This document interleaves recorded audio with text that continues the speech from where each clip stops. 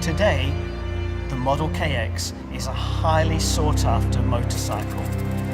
People don't just collect them, they ride them.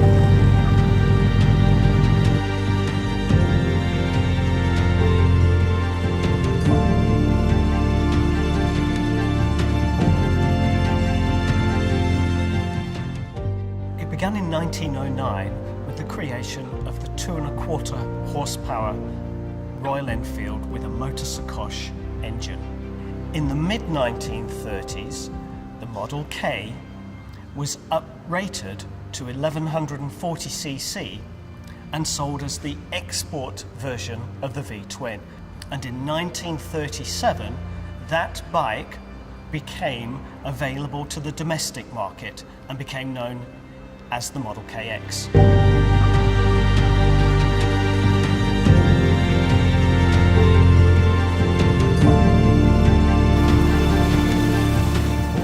KX was one of those machines that really caught our imagination, and we used it as a jumping off point for this project. We used it as a starting point to give the design team the creative freedom that they wanted to really explore what Royal Enfield as a brand might be in the future.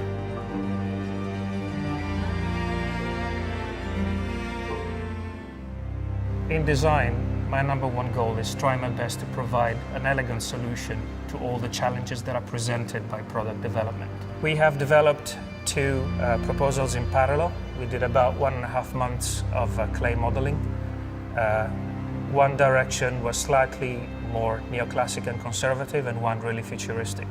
It is again the conversation and the cross-pollination between these two which allowed us to select the flavors that are going on the final bike.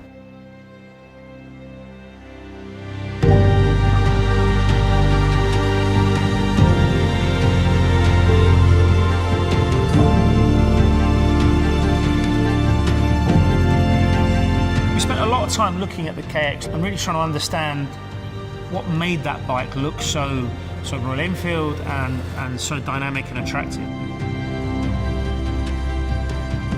When I look at this new design, I can see quite a few elements from the original Model KX. The stance, the proportions of it, even the way that the sump is ahead of the cylinders. The line of the exhaust, the silencers that clearly reflect the Royal Enfield V-twins of the 1930s. Everything looks just right on it.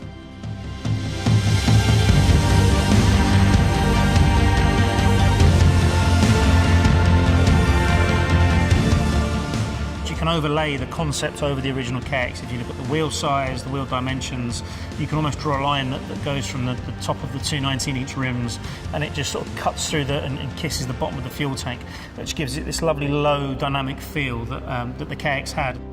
A challenging point was to keep the negative space that motorcycle had back in the days when their appearance was not lumbered by big batteries and ECUs and ABS modulators and so on. In order to do that, we came out with this concept where the entire electrical system is very compact and it's located low in the bike behind the engine.